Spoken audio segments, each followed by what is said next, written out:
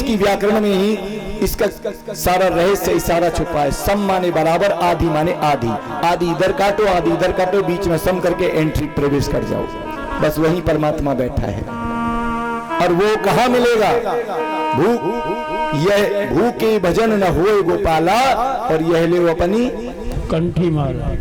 इसका तात्पर्य लोगों को क्या लगता है कि ये बात इसलिए कही है कि खाना खाओ भैया खूब, भूख में भजन नहीं होगा।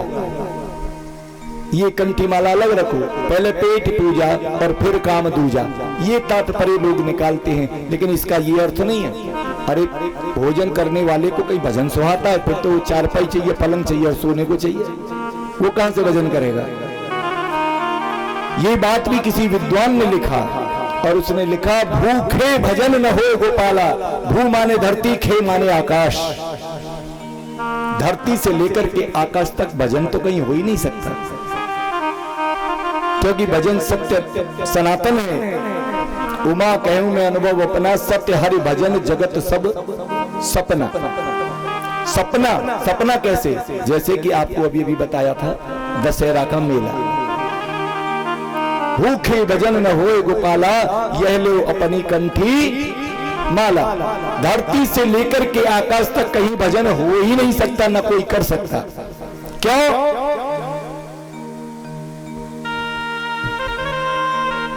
जवान झूठी ख्याल बंदे, जवान झूठी ख्याल गंदे, और हरि का भजन करे कैसे बंदे? एक बर्फी का टुकड़ा भी अपनी जवान से लगा करके किसी बच्चे को दोगे तो बच्चा तड़ाक से कह देगा ये तो झूठा हो गया। और वो सत्य प्रभु परमात्मा का नाम इस जिह्वा से कैसे लोगे? विचार करिए महाराज,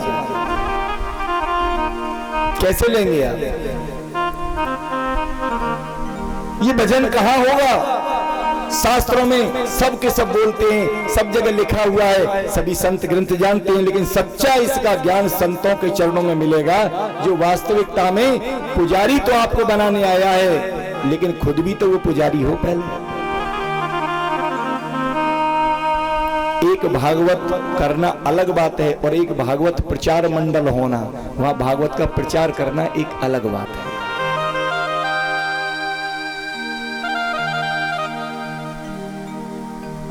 तो भजन कहां होता है भैया? संतों ने बताया भजन होगा एकांत में। कहां होगा? एकांत में। घर में भी हम मंदिर कहां बनाते हैं? एकांत में। भजन भोजन कहां करते हैं? एकांत में। अब ये भजन एकांत कहां मिलेगा? आप बोले भाई एकांत में भजन करोगे तभी जाके सफल होगा जी। अच्छा, एकांत कहां मिलेगा? कोई अपने कमरे में घुस जाता है, उसे एकांत कहते हैं। कोई घर बार छोड़ करके चला जाता है, उसे एकांत कहते हैं। कोई हिमालय की चोटी पर चला जाता है, उसे एकांत कहते हैं। कि हम क्या कर रहे हैं? बाबा जी बन गए, अब एकांत में अपना भजन कर रहे हैं। लेकिन यहां तो शब्द कुछ और ही कह रहा है। शब्द ये कह रहा है एकांत में भजन होगा, और एकांत से तात्पर्य होता है जहां एक का भी अंत हो जाए। आप हिमालय की चोटी पर भी चले जाओगे, कोई आपके पास रहे ना रहे, आप अकेले एक तो रहोगे। बोलो रहोगे कि नहीं? जहां भी जाओगे भजन करने, कोई हो ना हो, आप खुद तो रहोगे। और जब तक खुद हो तब तक भजन कहां है? जिस दिन स्वयं का भी अंत हो जाए, अपने स्वरूप का निकाल दिया जाए, तब जाकर के राम जी जो वहां पहले से ही विद्यमान हैं, वो दृष्ट हो जाएंगे, वो दृष्टि गोचर हो जाएंगे, अनुभव जन्य हो जाएंगे। और अपने अंदर जब देखेंगे रमनते हे राम, हम सब में रमा हुआ वो राम अब हमारी आंखों में साक्षात अनुभव हो रहा है, तब समझ लेना आपका अब भजन हो रहा है। भजन का मतलब भज मत, भागे मत। अच्छा एक बात बताओ, क्यों जी मैया सुन रही हो? मैया को ऐसे लग आवाज ना आ रही, सही सुनाई आ रही है? आ रही है। अच्छा एक आदमी बहुत जोर से दौड़ लगा रहा है, आप सभी विद्वान जन हमारे बुजुर्ग हैं, आप एक आदमी दौड़ लगाता है तेजी से साथ, और एक आदमी धीरे दौड़ लगा रहा है। बोला आराम में कौन सा बताओ? जो धीरे लगा रहा है कि जो ज्यादा तेज भाग रहा है? जो धीरे लगा रहा है। अच्छा, एक आदमी दौड़ के चल रहा है, एक आदमी पैदल चल रहा है, अब आराम में कौन है? जो पैदल चल रहा है? अच्छा, एक आदमी पैदल चल रहा है, एक खाली खड़ा है, किसको ज्यादा आराम है? खड़े वाले को। अच्छा, एक आदमी खड़ा है काफी देर से, एक बैठा है, अब आराम किसको ज्यादा है? बैठे को। अच्छा, एक आदमी बैठा है और एक लेट रहा है, अब किसको आराम है? लेटे को। अच्छा, एक आदमी लेट रहा है और एक आदमी खर्राटे मार रहा है, अब किसको आराम ज्यादा है? खर्राटे वाले को। अच्छा, और एक आदमी तो खर्राटे मार रहा है और एक के खर्राटे बंद है गए, गोविंदाय नमो नमः है गई, अब किसको आराम ज्यादा है? पीछे वाले का ही रो रहे हैं कि या को आराम ज्यादा है, या बजाते हमें आराम ना मिलो। भजन का मतलब है कि भजमत अपने को ठहरा लेना, द्वैत को नष्ट करते हुए एक ही कार वृत्ति बना लेना, मतलब ध्यान भगवान का ऐसा करना कि अपनी शुद्ध बुद्धि भी भूल जाए, अपने आप को भी भूल जाए। तो समझ लो, जब मैं था तब हर नहीं, अब हर है मैं ना हूं, इसी का नाम है भजन। भावना भय से बनी जैसे जगाया जीव को, नेह से निकाला नेह तब जाकर मनाया ईश को। भय से भजो जैसे जपो, नेह से नहा हरि रंग में, ये भजन का अर्थ है सत्य ज्ञान के सत्संग में। करो विचार, कितनी सुंदर बात है। तो भजन इसका है, भजन का मतलब नाचना नहीं है भैया, भजन का मतलब ढोलता से बजाना नहीं है, भजन का मतलब रुपया पैसा खर्च करना, पेट भरना नहीं है। ये एक माध्यम है, ये माध्यम है आपको एक जगह लाने के। बेन बजाना सपेरे का काम नहीं है, सर्प दिखाना सपेरे का काम है, लेकिन देखोगे तो तभी जब आप किसी माध्यम से आप आओगे, है ना। जहां एक का भी अंत हो जाए, अब मैं आपसे पूछना चाहता हूं कि एकांत कहां मिलेगा, और यदि आप ये नहीं जानते कि एकांत कहां मिलेगा, तो आप अभी ज्ञान की पहली सीढ़ी पर भी आपका प्रवेश नहीं है। अब प्रवेश कहां से हो? जब तक सत्संग न हो तब तक प्रवेश नहीं, और सत्संग कब होगा? जब कोई संत मिले तो सत्संग हो।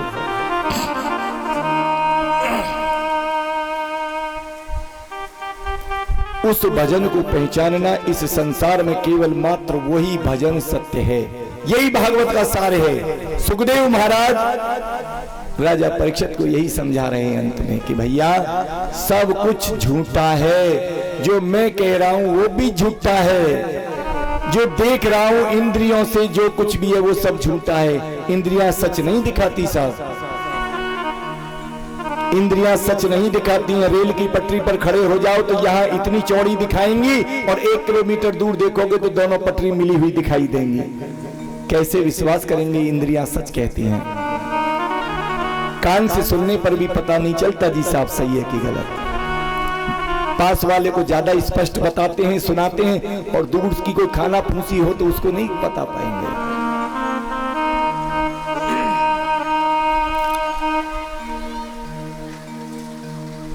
सो माया बस बधौ गुसाई, बधो कीट मरकट की नाई।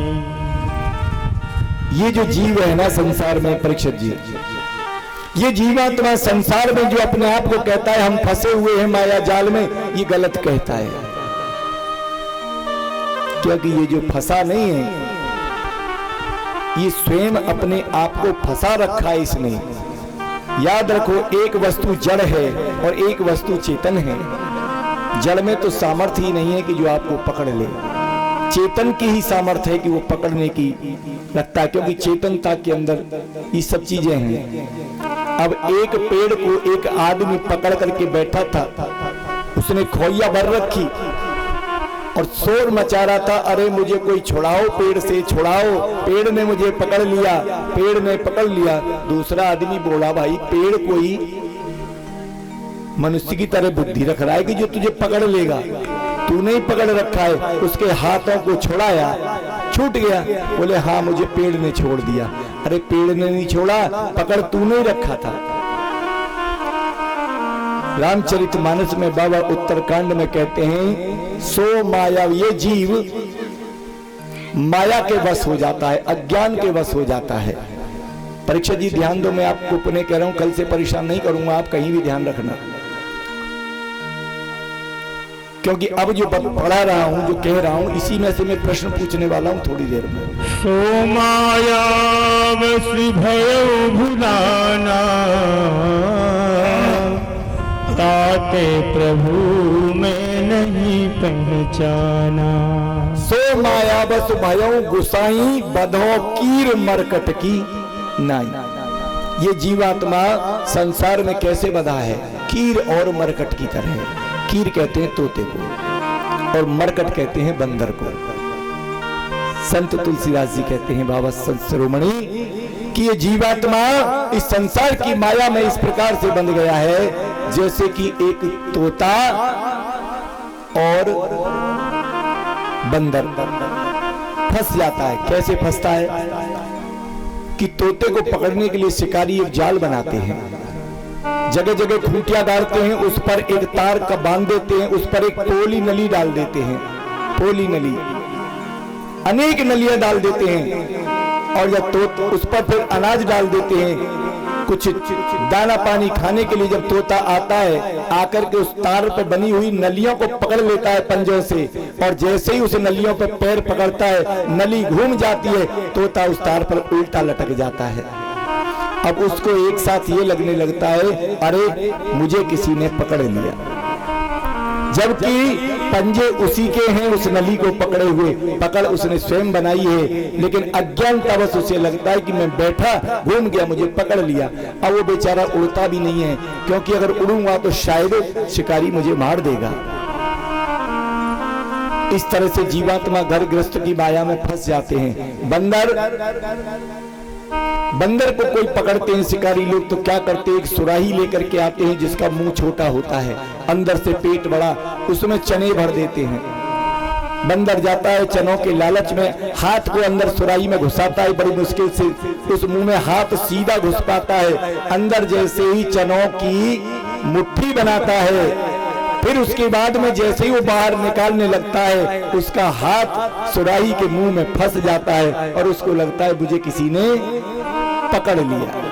शिकारी आता है, बंदर को पकड़ता है, लेकिन उन चनों को वो छोड़ना नहीं चाहता, और बिना चनों को छोड़े हाथ बाहर निकल नहीं पाता। शिकारी बड़ी आसानी से पकड़ लेता है। इसी प्रकार से संसार में कहीं लालच से, कहीं काम से, कहीं ममत्व से, तृष्णा से, महाराज किसी ना किसी आसक्ति के कारण ये जीव संसार में बंध जाता है।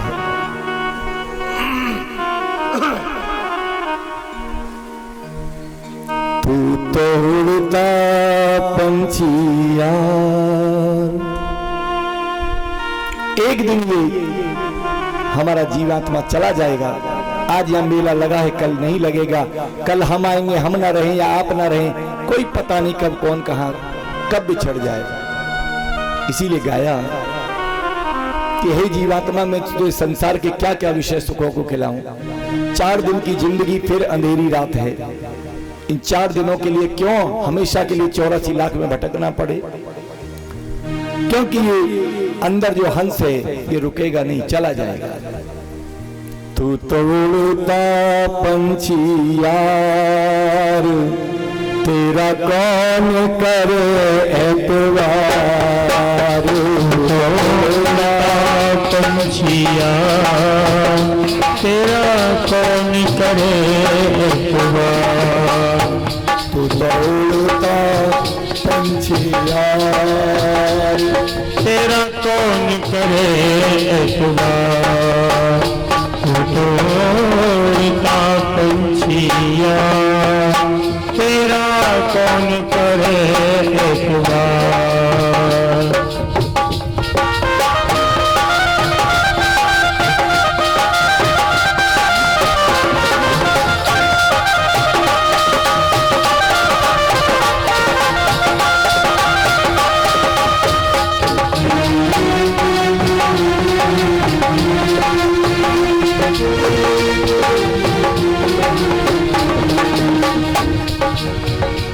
खिड़की का बना पिंजरा, खिड़की का बना पिंजरा, 9 खिड़की का बना पिंजरा, खिड़की का बना पिंजरा, खुले पड़े सब द्वार, हो खुले पड़े सब द्वार, आना आना मुश्किल तेरा, आना आना मुश्किल तेरा, जाना सहज सुमार, तेरा कौन करे एतबार। उड़ता पंछिया तेरा कौन करे एतबार, उड़ता पंछिया तेरा कौन करे एतबार।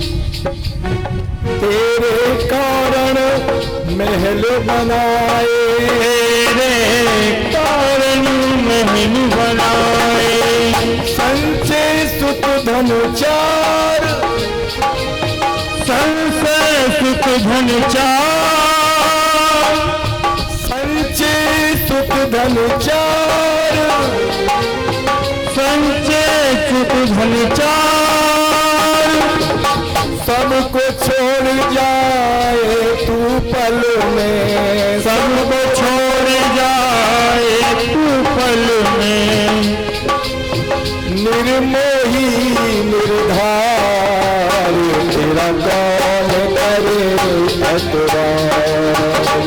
उड़ना पंछिया तेरा कौन करे एतबार।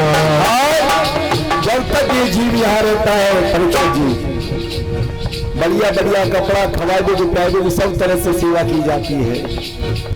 सुंदर भोजन नित्य कराओ, सुंदर भोजन नित्य कराए, पहराऊं श्रृंगार, पहराऊं श्रृंगार, मलमल अतर फूले लगाऊं, मलमल अतर फूले लगाऊं, ना माने एतवार, ओ ना माने पुकार, तेरा कौन करे एतवार।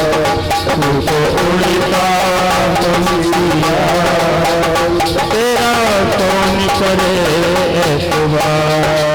कोट बनाऊं किले बनाओ, कोट बनाऊं किले बनाऊं, बाबू बंद हजार,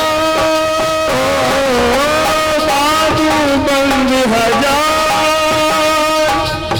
ब्रह्मानंद रहे तू नाही, ब्रह्मानंद रहे तू नाही, निकल जाए बलधार, तेरा कौन करे एतबार।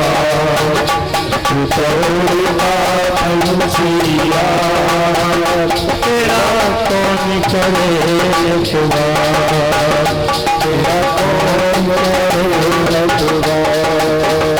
तेरा कौन करे एतबार। क्योंकि भैया एक समय ही चला जाता है। आज भगवान श्याम सुंदर ने अनेक युद्ध करा करके, जैसे लकड़ी से लकड़ी को घिस करके अग्नि प्रज्वलित करके उनको नष्ट कर दिया जाए, जैसे कांटे से कांटे को निकाल करके दोनों ही कांटों को फेंक दिया जाए, वैसे ही भगवान श्याम सुंदर ने इस धरती पर जब अवतार धारण किया, उन्होंने देखा कि ब्रह्मा जी के कहने पर माता पृथ्वी के ऊपर से पाप के भार को कम करने के लिए भगवान श्याम सुंदर ने आए, दुष्ट राजाओं को आपस में भिड़ाया और लड़वाया, और भगवान ने अपनी माया के द्वारा ही जैसे कांटे से कांटे को निकाल करके दोनों को फेंक दे, इस प्रकार से भूमि का भार कम कर दिया। लेकिन जिस यादव वंश की बड़ी से बड़ी सेना, जिसके द्वारा उन्होंने अनेक दुष्ट राजाओं को और उनकी सेना का संहार किया, लेकिन याद रखना, जैसे जीत पैदा होती है, धन बल जब बढ़ता है तो इंसान में अभिमान आ जाता है, और उस अभिमान के बल पर जब उन्होंने देखा यादव वंश की सभी समस्त सेना ने कि हमारे पास तो, हमारे कुल में तो स्वयं श्याम सुंदर इतने बलवान हैं, अब हमें किसी को डरने की जरूरत है। भगवान कन्हैया कहने लगे, भैया जो नहीं डरते थे, धर्माचरण जो नहीं करते थे, जिस अभिमान गुरूर की दुष्टता में, अरे उनको मारने के लिए ही तो मैंने अपने कुल के इस मजबूत सेना को बनाया। लेकिन वही अभिमान और गुरूर अब तुम में भी मुझे दिखाई देने लगा। एक दिन द्वारका में सप्तऋषि भ्रमण करते हुए आए, एक आश्रम पर रुके, आनंद के साथ में भजन भोजन कर रहे थे महाराज। तभी वहां पर भगवान के ही परिवार से सांब और अपने साथियों के साथ मिलकर के उन साधु संतों की मजाक बनाने लगा। उनमें से भगवान कन्हैया का पुत्र सांब के लिए क्या काम किया कि उसको एक स्त्री की धोती पहनाई, बोली तू स्त्री बन जा, और एक कढ़ाई लेकर के पेट पे लगा दिया, एक गर्भवती स्त्री की तरह उसका भेष बनाया, और सप्त ऋषियों को प्रणाम करने के बाद जाकर के सभी भगवान के इन चंचल युवाओं ने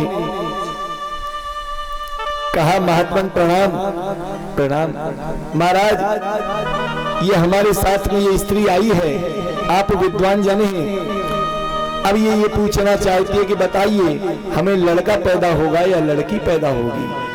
कड़ाई बंधी हुई पेट पर। संत सब सिद्ध थे, और याद रखना जो सिद्ध होता है तुम्हारी हर हरकत को जानता है, आपके मन में क्या चल रहा है, कितना कपट चल रहा है, कितनी चतुराई चल रही है। अगर सचमुच में कोई सिद्ध गुरु होगा तो वो तुम्हारे मन की हर व्यथा को पहचान लेगा, और यदि नहीं पहचान पाता तो फिर वो गुरु सिद्ध भी नहीं है। वो एक अलग बात है कि जान करके भी वो अनजान बन के रह जाए, वो उसकी अपनी लीला है कि कितना मुझे समझाना है, कितना समझना है।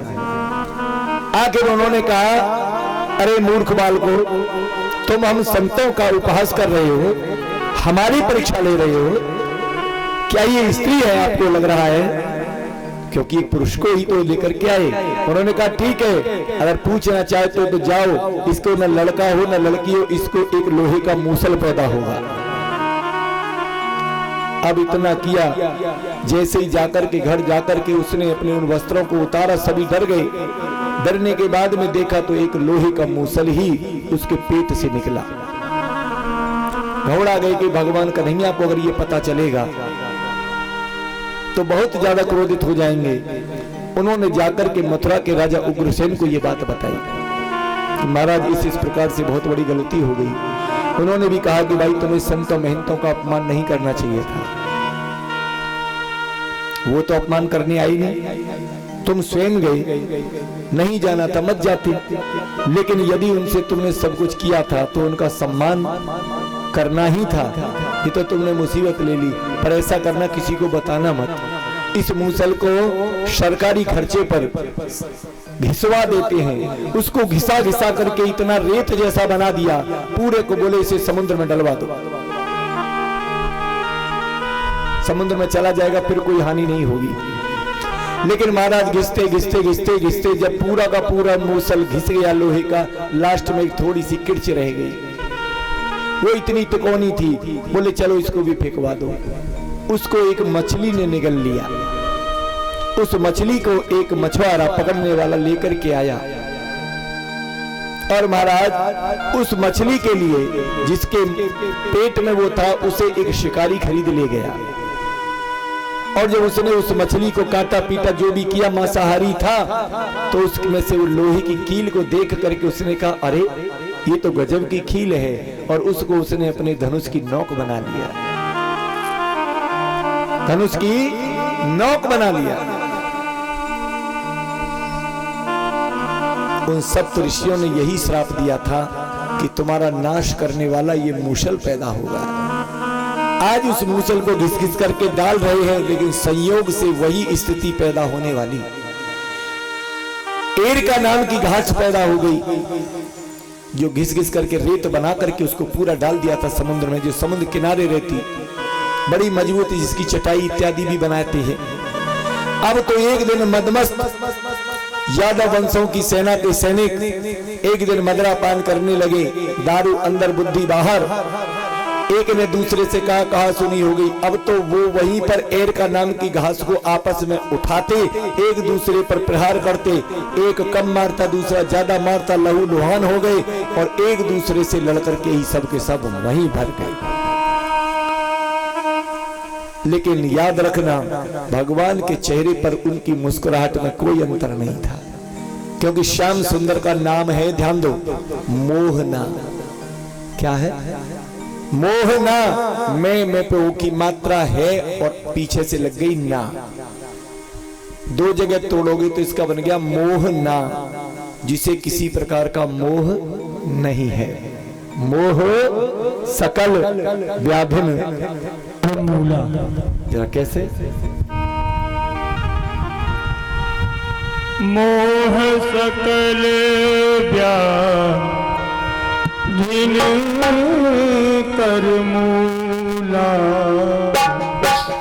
मोह सकल व्याधिन कर मूला, मोह सकल व्याधिन कर मूला। मोह सकल व्याधिन कर मूला। उपजई जाए हमारे शरीर में ये मोह ही समस्त व्याधि का मतलब रोग, जितनी भी रोग बीमारी है, इन सब के पीछे कहीं ना कहीं मोह कारण है। अगर मोह न हो तो हर कोई भगवान कन्हैया की तरह मस्त रहेगा। भगवान श्याम सुंदर ये नहीं कहते कि अपने बच्चे से मोह के लिए मना करते हैं तो पालन न करो। भगवान कहते हैं अपने कर्तव्य का तो